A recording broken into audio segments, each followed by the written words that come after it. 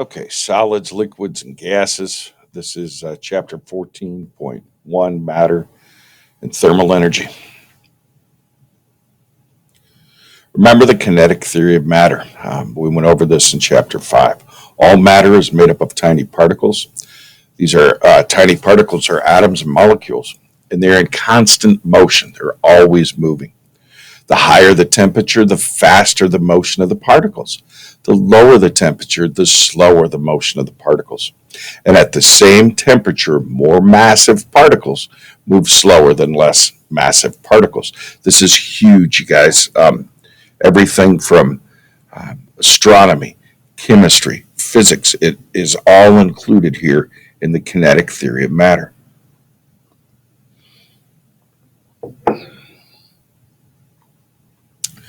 First of all, we have the gas state. And in a gas state, the particles are free to move around. They're not held together. There's not hardly any attraction between the particles. Now, I'm going to say these particles are held together magnetically. The closer magnets are together, the stronger their magnetic attraction. The farther apart they get, the less the magnetic attraction. So with a gas, there's not much magnetic attraction, and they just are free to move all over the place and go wherever they want to. All right. They have no fixed shape and they have no fixed volume. The liquid state, the magnetic attraction is a little bit stronger, and they have to stay, the particles, these tiny particles, atoms or molecules, these tiny particles in a liquid state have to be touching. Okay, they touch because the magnetic attraction is strong enough for them to stay together. They can move around freely, but they're always touching each other. These particles are. Because of this magnetic attraction or this attraction, a liquid has a fixed volume, but not a fixed shape. Remember, in the gas, no fixed volume, no fixed shape. There's no attraction really between the particles, so they're free to move all over wherever they want. But here there is an attraction. Particles are sticking together like in this little droplet coming down. Okay, but they are free to move around about. In a solid state, the attraction between the magnets is so strong, or magnets. This attraction between particles is so strong that they have a fixed shape and a fixed volume. Notice these cubes in here, these crystal cubes, and this is a piece of fool's gold. They are attracted so tightly together that they form these cubes in here, these crystals, and they're still moving. They're vibrating in place, but they cannot. It'd be like human beings with your arms to your sides locked together and forming a chain. You can't move away from each other. You can move away from each other a little bit, but you cannot, and you can move in closer, thermal contraction, thermal expansion, but you cannot just freely walk away. These particles are locked in place. So again, states of matter, physical states, solid. The molecules that make up a solid are arranged in regular repeating patterns. They are held firmly in place, but they can vibrate within a limited area. Liquids. The molecule that make up liquids, or the particles that make up the liquid, flow easily around each other. They are kept from flying apart by an attractive force between them. That's what I refer to as that magnetic force.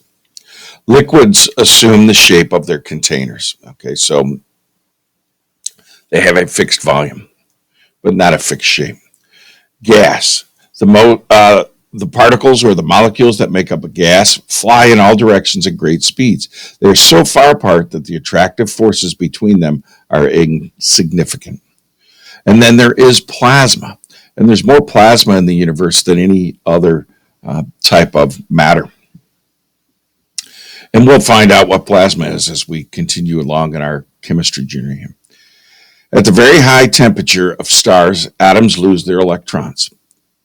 This mixture of electrons and nuclei that result is the plasma state of matter. So plasma is just charged particles, and they are everywhere. These charged particles are everywhere.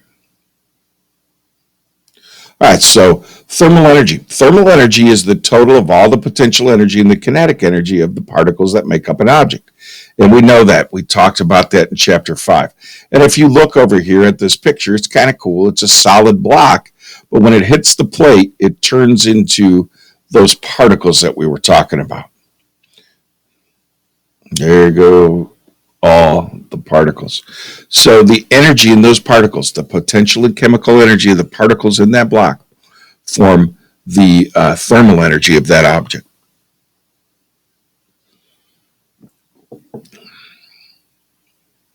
Temperature. Remember, temperature is a measurement of the kinetic energy of the particles in an object. So right here, the temperature of this wall is the average kinetic energy of the particles in that wall. What this is doing is this is taking a temperature of the outside.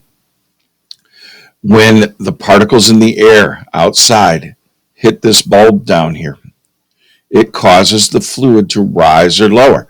The higher the temperature, the faster the particles are moving. Therefore, more particles will tap this little bulb here, fly through the air and hit it, and it causes the liquid to rise. If it's cold out and it's barely being hit by those particles, then it's going to register colder temperature. All right, so changing state, going between a solid and a liquid.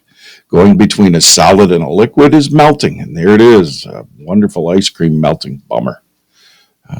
But changes of states of matter, melting, a solid to a liquid. Freezing, now we're going from a liquid back to a solid. I don't know if this person put their hand in warm water or what. It looks like they're wearing some kind of a glove. I'm not sure, but it's so cool. Maybe not. It just looks pretty wrinkled down around here. They must be wearing like a little rubber glove or something over their hand, pulled tight. It's just so cool. So that's going from a liquid on their hand to a solid, freezing.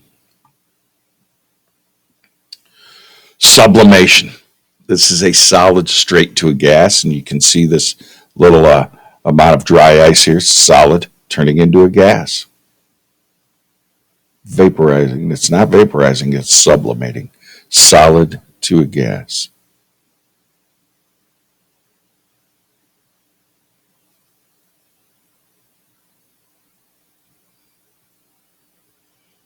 Okay, so what we're going to see here, this is, it says sublimation, and they're going to keep talking about sublimation, but it's actually what it is it is deposition. I don't know why that thing's up there, but let's take a look at deposition. Deposition is a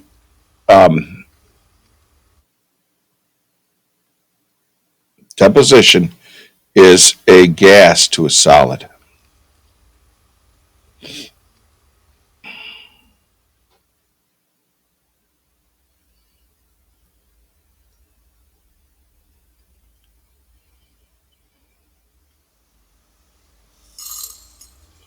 And here they have some iodine in its solid form. They're going to heat it.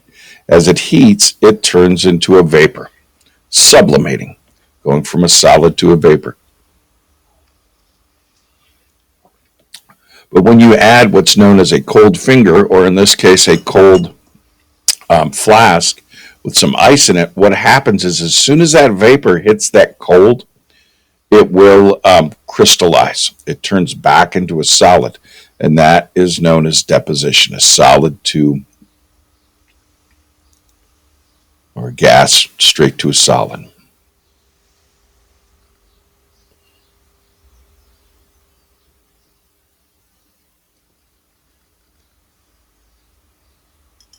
And you can see the crystals have formed on the bottom of that.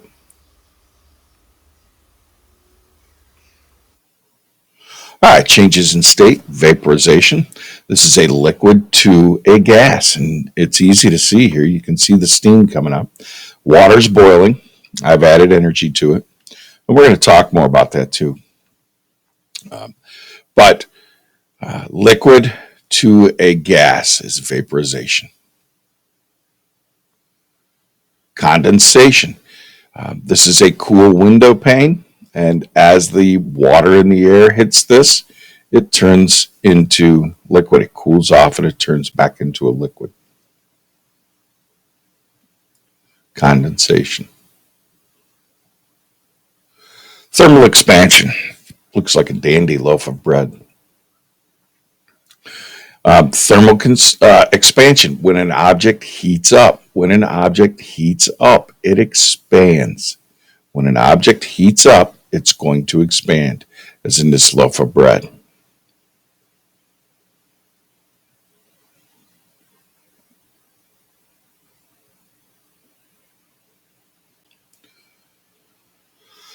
Water, unlike everything else, when it becomes a solid, it expands. When water freezes, the molecules take a definite position in their relations to one another. So, water is the only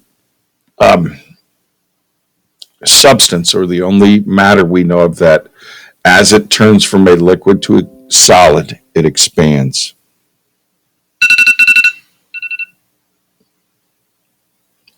And here's an amorphous solid, like Play-Doh. It's a solid, but it can be bent and moved around. And that's what's going on here. We're just taking a little Play-Doh and we're going to smash it up. Boop. An amorphous solid is a solid that is flexible and can be bent and moved. And that's it. I hope these notes help you with this chapter and section.